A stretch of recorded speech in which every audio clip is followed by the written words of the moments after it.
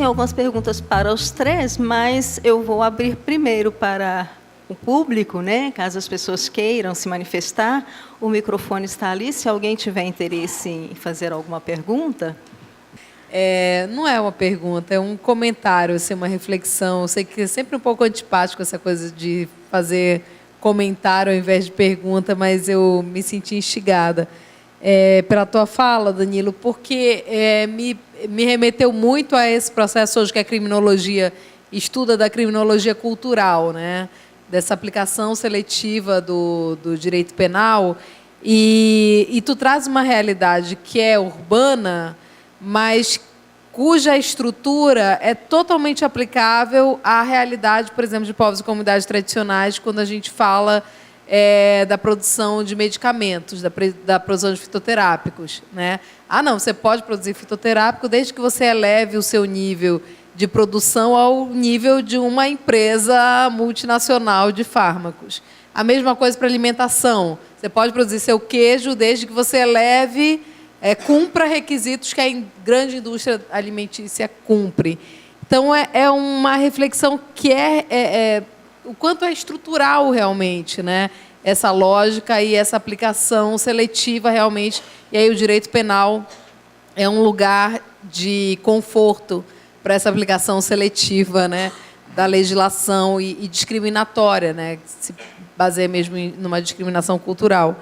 E, demais, só queria elogiar a apresentação, assim, concordo, ainda bem que não conseguiu demover o Humberto, porque realmente você trouxe, né, secretário, toda uma visão de grupos que saem da nossa esfera, da nossa mirada, né, da nossa visão, né, e como promotora de justiça que enfim, já tive uma vivência na área, enfim, no sistema penitenciário.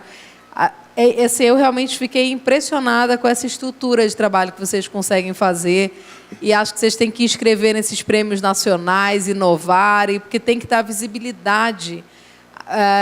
Ninguém está sequer preocupado com isso, né? A preocupação do sistema penitenciário passa por outras, que o senhor conhece muito melhor do que eu, por outras prioridades. Então, parabéns, e tem que pensar em divulgar cada vez mais. Que bom que foi apresentado aqui. Enfim. Boa noite, meu nome é Marli, eu venho do Instituto Federal de Tocantins, e a fala do senhor Hélio me chamou muita atenção, porque eu tentei fazer um trabalho parecido com a disciplina que chama Projeto Interdisciplinar, lá no Instituto. Eu, enquanto professora da disciplina, eu separei grupos, escolhi espaços diferentes para a gente trabalhar a interdisciplinaridade e tentar fazer algo. E um desses grupos eu levei para o presídio que é no Cariri, lá em Tocantins. Uma pseudo-liberdade de trabalho que me receberam, mas, ao mesmo tempo, não tinha como trabalhar, porque os internos com quem eu trabalhava eram solicitados para executar funções durante o momento que eu estaria com eles. E o que eu queria saber, porque eu sou totalmente ignorante com relação ao que me ampararia nesse caso. Teria alguma lei que me permitisse exigir apoio para estar trabalhando com essas pessoas?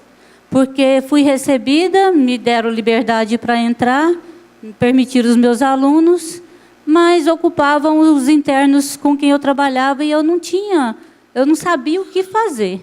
Eu ia para lá, pegava um carro do instituto, tinha todo o apoio do diretor do instituto, mas era tudo assim muito subjetivo, muito falso, a liberdade que eu tinha para trabalhar. A lei me ampara para eu exigir esse espaço, para que eu possa fazer um trabalho decente com essas pessoas, ou eu tenho que sobreviver simplesmente da boa vontade de quem trabalha diretamente com essas pessoas? Na verdade, eu acho que é uma questão de decisão política, de orientação política de uma gestão. Não consigo enxergar uma lei que ampare isso, né? O preso tem direito à educação, todos os seus direitos estão elencados na lei de execução penal, não é? Mas ele tem esse direito. Agora, na verdade, é uma questão de decisão política da gestão. E devo lhe dizer, A maioria das gestões penitenciárias são voltadas tão somente para a questão de segurança penitenciária. Essa que é a questão. Não se prioriza as chamadas atividades de ressocialização. Então, me parece, professora, que é uma questão muito mais de decisão política, de determinação política, de orientação política, do que qualquer outra coisa. Meu nome é Jossandra, eu sou do Estado do Espírito Santo, e eu queria assim, parabenizar esse evento, que ele está assim, nos contemplando muito. Eu e minhas irmãs, Jaciara é professora de artes, a minha irmã Daiana é professora de biologia. Então, hoje, tudo que foi falado aqui meio só veio para aprimorar aqui os nossos conhecimentos e levar muitas dúvidas para casa, para que a gente possa voltar aqui no próximo ano. Eu queria perguntar ao professor Pragmácio, eu queria que ele falasse um pouco mais sobre uma questão que me chama atenção assim, nos meus estudos, né? A gente tem trabalhado com as comunidades tradicionais e a gente tem visto muito a figura do agente cultural. Essas comunidades tradicionais que estão no interior, que não têm acesso às informações, acabam não conseguindo participar, de fato, dos editais, e elas ficam muito à mercê dessa pessoa que utiliza essas expressões. Então, eu gostaria que ele pudesse falar um pouco sobre isso. Eu já vi alguns vídeos ele falando sobre essas questões. Eu queria que ele se colocasse. Obrigada. Eu já fiz inclusive, eu ia apresentar a pesquisa sobre direitos culturais na Rede Fitovida, que é uma rede de mulheres, não só de mulheres, de homens também, do Rio de Janeiro, no contexto urbano, que trabalha com medicina popular e produção de remédios caseiros. E elas são, como já foi falado aqui, criminalizadas pelo Código Penal, por charlatanismo, curandeirismo, exercício ilegal da profissão. E elas utilizam do discurso do patrimônio cultural e material também para tentar legitimar e dar visibilidade para as atividades, E elas são muito bem organizadas, é uma rede espalhada no estado do Rio de Janeiro inteiro, não só na região metropolitana, mas também nas diversas regiões. E elas, inclusive, retrabalham alguns termos, conceitos, e elas se reivindicam como agentes da propriedade, agentes do conhecimento tradicional, É o termo que ela utiliza. Eu não sei se seria o que você chama de agentes seria nessa perspectiva, Isso é de um caso bem específico com relação a conhecimentos tradicionais no contexto urbano. Surge numa perspectiva até religiosa, Surge com a pastoral da saúde, da Igreja Católica, dos quintais, das cozinhas. É um trabalho super bonito.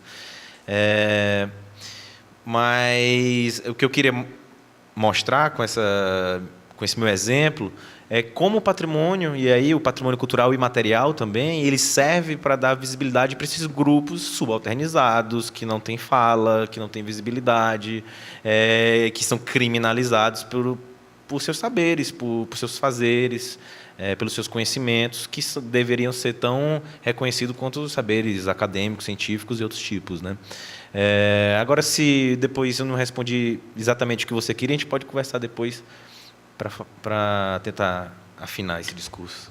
O meu nome é Andréia, na verdade eu sou da psicologia, estou aqui porque eu achei muito interessante assim, a temática desse encontro e estou muito feliz de participar. Gostaria de fazer assim, uma pergunta para o professor Danilo e um breve comentário para o secretário. Para você, assim, eu tenho uma colega que tentou entrar com um projeto de mestrado em relação ao funk e teve uma grande resistência por parte da academia, alguns professores não querendo ter o nome vinculado a essa temática. Então, eu gostaria de saber com você como é que você vê essa questão. Inclusive, ela teve que mudar. É como se o funk fosse uma temática de menor valor, assim, que não merecesse tanto crédito para ser estudada academicamente. E essa é a pergunta assim, que eu queria que você me respondesse. Em relação ao secretário, eu faço parte de um laboratório chamado Les Plexus, que, inclusive, a nossa orientadora está fazendo, são vários encontros, assim, seminários de rede de proteção, que fala dessa questão da institucionalização, e eu estou verdadeiramente encantada com o seu trabalho, profundamente encantada, e realmente eu acho que é algo que merece visibilidade. Eu não sabia dessas questões que o senhor trouxe, a minha temática de tese é a questão da homoparentalidade. Então, foi outra surpresa saber que no sistema prisional existe essa preparação, existe essa para mim, é até uma mudança de paradigma, de tratar pelo nome social e até o cuidado a mais, né, que, na minha visão leiga, eu já trato assim, até admito com certo preconceito em relação a essas matérias que são vinculadas, que em relação que atravessa essa questão, né, LGBT e as questões prisionais. Então, parabéns pelo seu trabalho. Muito assim, feliz realmente de ter ouvido a sua fala, de poder estar aqui. Tenho certeza que a minha orientadora gostará. Que o senhor, por favor, se, assim, eventualmente, claro, né, dependendo da sua disponibilidade, né, mas com certeza eu vou falar de tudo que eu ouvi, né, para que o senhor divulgue também na psicologia, né? Então é isso. Muito obrigada. Bom, curioso, porque eu estudei o funk na Faculdade de Direito da USP. A Faculdade de Direito da USP é uma faculdade muito tradicional, eu estava comentando até ontem, muito conservadora. Está mudando para melhor, eu sou um otimista, né? Hoje em dia, enfim, há mais espaços do que havia quando eu fiz. Eu entrei em 2009 no mestrado. E eu acho que eu fiz na Faculdade de Direito justamente por uma decisão política. Porque é um tema que eu poderia ter estudado na Faculdade de Comunicação, na Faculdade de Ciências Sociais. E, no entanto, um dos motivos que me animou a fazer na Faculdade de Direito é justamente por tentar quebrar um pouco essa barreira que existia, que é uma barreira que não só vê como algo menor esse tipo de coisa, mas até pouco tempo atrás, por exemplo, na Faculdade de Direito, não havia pesquisa empírica praticamente, né? Basicamente a gente fazia agora esqueci a expressão, né? A gente reunia a bibliografia, geralmente da Alemanha, né? E a gente ficava comparando o que cada autor alemão falava. Não que isso não seja importante, é importante, mas a nossa realidade mesmo, mais próxima, não era tratada.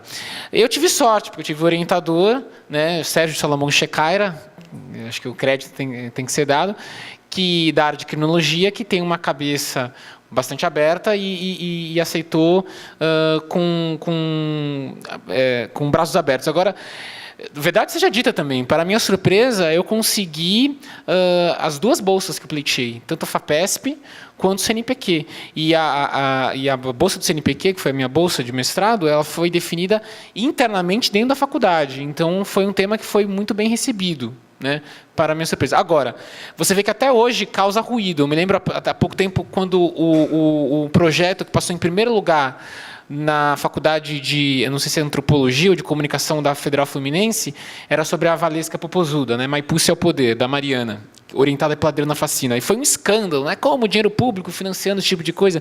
O que as pessoas precisam perceber é que uma coisa é o gosto pessoal delas, outra coisa é você reconhecer a importância do fenômeno. Veja, se eu gosto ou se eu não gosto de funk, isso é totalmente irrelevante, né? Se eu gosto ou não gosto, já foi citado aqui, de Wesley Safadão, isso é totalmente irrelevante. Agora, se você é um estudioso sério, você tem honestidade intelectual, você tem que reconhecer a importância do fenômeno. Se é um fenômeno que movimenta milhões de pessoas, né, é um fenômeno que é digno de ser estudado. E eu digo que qualquer fenômeno é digno de ser estudado, né, independentemente do meu gosto pessoal. Então, eu acho que, eu sou um otimista, eu acho que esses temas estão conseguindo entrar cada vez mais nas faculdades. A Faculdade de Direito talvez seja o último, né, porque tem uma tendência um pouco mais conservadora, mas até isso eu vejo que já está mudando. Eu só queria comentar o que a colega disse sobre a dificuldade de propor um projeto lá no presídio, só, se você me permite, uma sugestão de bibliografia. A Questão Penitenciária, o livro A Questão Penitenciária, de Augusto Thompson, ele discute justamente isso, essa contradição da prisão, que, ao mesmo tempo, tem uma demanda que é prioritária por segurança, né, e que, portanto, demanda ações de repressão, de segregação, e, por outro lado, um discurso, que é o discurso que que é contraditório com a prática da prisão, com a própria existência da prisão, que é o discurso da reintegração, da ressocialização. E como muitas vezes o gestor público, o gestor do presídio, ele está no meio de um fogo cruzado, quer dizer, sendo pressionado ao mesmo tempo pelo governador, mas, por outro lado, pelo pessoal de programas de reintegração social, e como ele tem que andar, como ele anda nessa corda bamba, muitas vezes tem que conciliar esses dois tipos de interesse. Então, eu acho que valeria a pena dar uma olhada, porque é justamente essa contradição que ele aborda nesse livro. Meu nome é Inês Soares, eu queria parabenizar a mesa. Gostei demais das 3 palestras. Não sei se o Hélio lembra de mim, mas nós fomos colegas no colégio desde a alfabetização no Santo Inácio. Eu fiquei mais nova, né, Hélio? Mas a gente era junto. E na chamada ainda era nu, assim, sempre o Hélio e eu víamos juntos. E depois na faculdade de Direito. Então, é interessante você encontrar uma pessoa assim, nunca fomos muito amigos, mas sempre fomos colegas próximos a vida toda ali. E eu fiquei muito encantada com o seu trabalho, assim, parabéns. Obrigado. É muito bom ver, e eu repito o que a Eliane falou, eu acho que esse trabalho tem que ser mais divulgado, e também que a colega falou, tem que ser replicado, até sistematizado e apresentado para ser replicado em outras localidades, porque é muito importante. Às vezes é importante a gente não falar só para a gente mesmo, né? Eu acho que você deve estar falando, divulgando o seu trabalho, e nem sempre pode ser bem recebido, como você colocou, e a sua fala, a gente nota muito isso, assim, olha, esse daí foi financiado, não foi financiado pelo poder público, não tem problema de ser financiado pelo poder público, assim, algo que talvez aqui para o nosso público chame até a atenção, por que não ser financiado, né? Porque a gente está num evento discutindo partilhas culturais, e a cultura precisa do financiamento, muitas vezes, quase sempre público, né? Ô, Inês, eu acho que é cacuete de quem apanhou tanto já, sabe? Mas é uma fala que merece uma reflexão da gente também, como pesquisador, de dar o suporte para o Estado que quer fazer. E exatamente, para uma comunidade, para uma população segregada, a gente tem que dar respaldo também para o Estado poder gastar com isso, assim, não precisar tanto se justificar, o administrador não ter tanto medo de fazer esse gasto. Então, eu quero parabenizar e sugerir isso, assim, uma sistematização, que a Secretaria perca um tempo sistematizando mesmo e concorrendo a esses prêmios e divulgando a prática, porque é muito importante. Eu tinha uma pergunta para o Danilo e outra para o Márcio, ou para o Mário. Eu vou começar pela do Danilo, porque o Danilo ficou de nos dizer qual era a diferença de pancadão e por que eles gostavam de se chamar de fusca. E se você acha realmente importante, ontem na minha palestra eu falei um pouco sobre as partilhas e esses grupos segregados, se a gente devia pesquisar mais isso, mas será que o próprio grupo vê o funk como uma manifestação cultural ou não? Assim, se isso tem uma importância para a própria comunidade, para os próprios sujeitos que a gente pode considerar os sujeitos que se manifestam culturalmente. Será que eles consideram assim também? Tá. E para o Mário, eu fiquei assim, adorei sua fala, mas eu fiquei, como a Marisa disse, fiquei cheia de dúvidas que precisava pensar mais, assim, eu queria ler até o seu texto desse tema. E a minha pergunta é quando você fala que o patrimônio cultural material foi criado para ser rechaçado pelo patrimônio cultural imaterial. Aí você diz assim, ele só existe por causa do patrimônio cultural imaterial. Eu até concordo, assim, mas eu gostei bastante, sim. Foi algo que me despertou pensar, porque quando você fala, e aí eu vou pegar o próprio exemplo que o Danilo deu, e eu também acho que eu usei esse exemplo ontem, do monumento do Ibirapuera, dos Bandeirantes. É um monumento que tem valor ele tem um valor artístico por si, pelo autor que fez. Ele tem um valor, talvez eu vou usar intrínseco, assim, ele tem um valor pelo monumento, sem saber que é dos bandeirantes. Então, ele não existe. E aí, se você pensar, e foi realçado quando foram lá e picharam, que era um bandeirante em homenagem aos genocidas, ele não continuaria existindo, mesmo... Porque se a gente considerar que ele só existe por causa do valor imaterial, a gente não pode criminalizar quem pichou ou quem destruiu em parte, né? Então, é uma questão assim, bem tormentosa, mas eu adorei ouvir, eu queria assim, ouvir um pouco mais, talvez até ler o seu texto, gostei bastante. Então. Em relação o termo pancadão, o fluxo tem a ver com aquilo que eu estava falando sobre a zoação, né?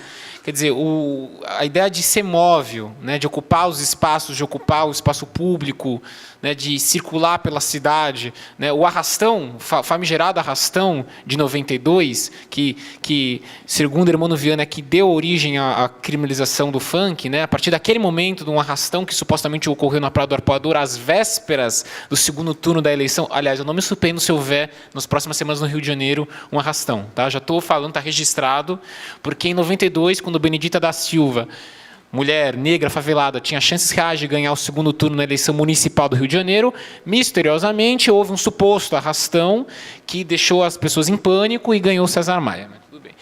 E esse arrastão, na verdade, o que é? Na verdade, eram galeras rivais que se encontraram nas areias e começaram a brigar. O objetivo principal não era roubar, era brigar. Na verdade, era fazer uma coisa como a capoeira, um misto de briga com luta, com brincadeira. Era tudo junto, né? Segundo o coronel Cerqueira, na época o comandante-geral da Polícia Militar, aquilo era uma coreografia da violência, né?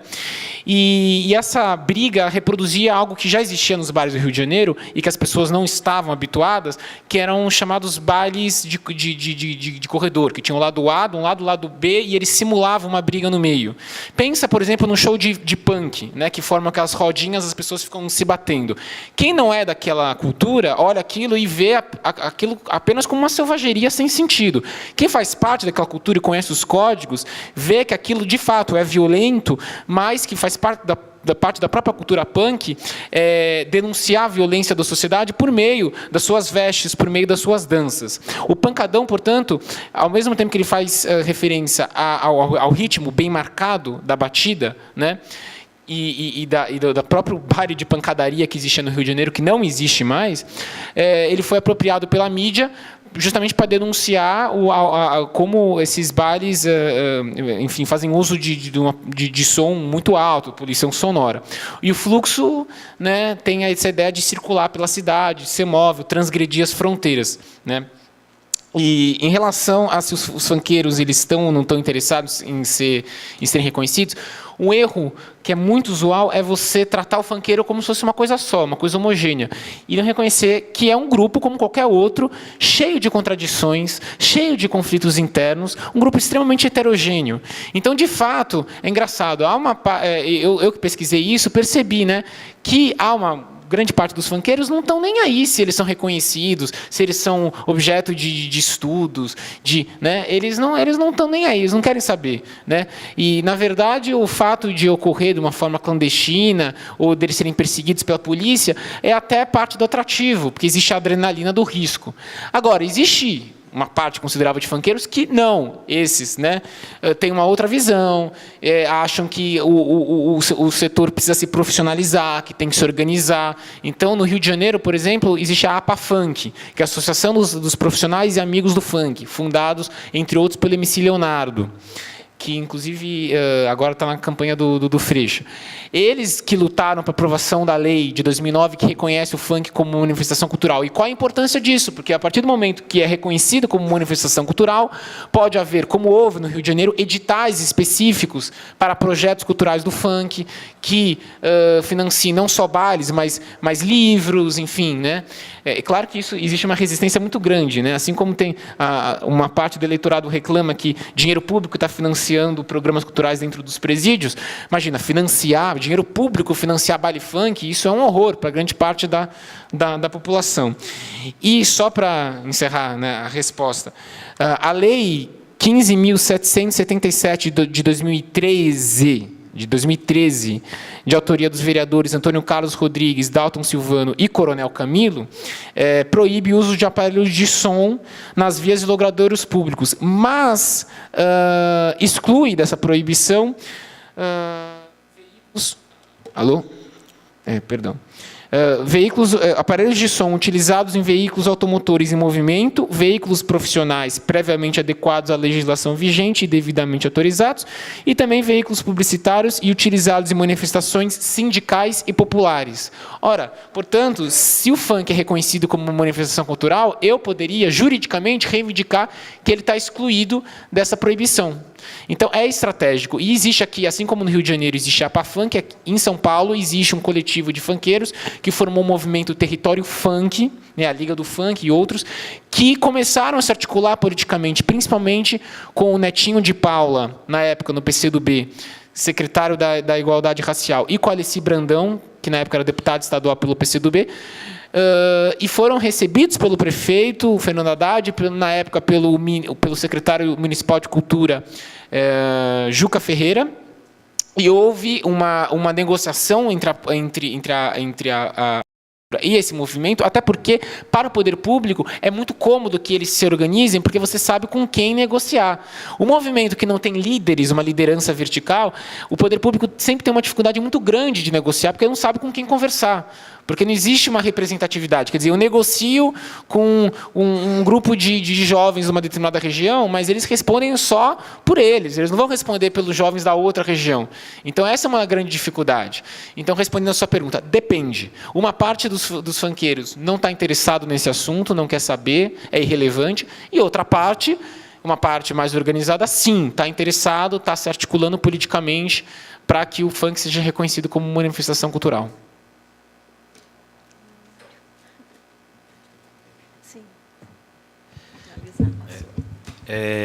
É bem complicado, viu, Inês? Eu também estou bem enrolado nessa perspectiva, mas já estou concluindo um texto sobre isso. Mas a ideia é que a matriz, que seria a noção moderna de patrimônio, ela seria indivisível segundo essa teoria, ou seja, não existe essa dicotomia. Só que a nova perspectiva que a partir da década de 80, mais ou menos, claro, segunda metade do século XX, vem com essa noção de patrimônio cultural imaterial, ela mantém a matriz, ela não rompe, ela tensiona, e para se afirmar como algo inovador, que traz novos conceitos, novas metodologias, novos pilares, participação popular, uma nova visão de patrimônio, ela cria essa ficção, esse simulacro, que é o patrimônio cultural material, que nunca existiu. Talvez as categorias do patrimônio histórico e artístico mais se aproximariam do que o discurso do patrimônio cultural e material chama de patrimônio cultural material. A perspectiva é mais ou menos essa. Então, ela cria esse simulacro, inclusive com essa... Eu trouxe aqui o exemplo da alcunha do Pedrical, para mostrar que há uma caricatura também do que seria essa matriz moderna para se afirmar como algo inovador. Mas, lembrando, sem romper. Porque, inclusive, eu estava refletindo com isso com o João, eu acho que atrás dessa matriz patrimonial moderna está, por exemplo, a ideia de propriedade, que é algo que serve muito bem para a gente que está estudando o uso do patrimônio. Então, a nossa pesquisa é basicamente isso do uso, e, vez ou outra, ela aparece porque essa matriz moderna do patrimônio ela se mantém, ela não é rompida. É mais ou menos isso. Bem, nós somos obrigados a encerrar, né, que estamos em cima da hora. Queria muito agradecer a todos, né, Hélio, Mário e Danilo. Realmente foi muito interessante a gente poder conhecer um pouquinho desse universo que cada qual está trabalhando e pesquisando. Obrigada a todos. A gente volta daqui a pouquinho com a próxima mesa redonda.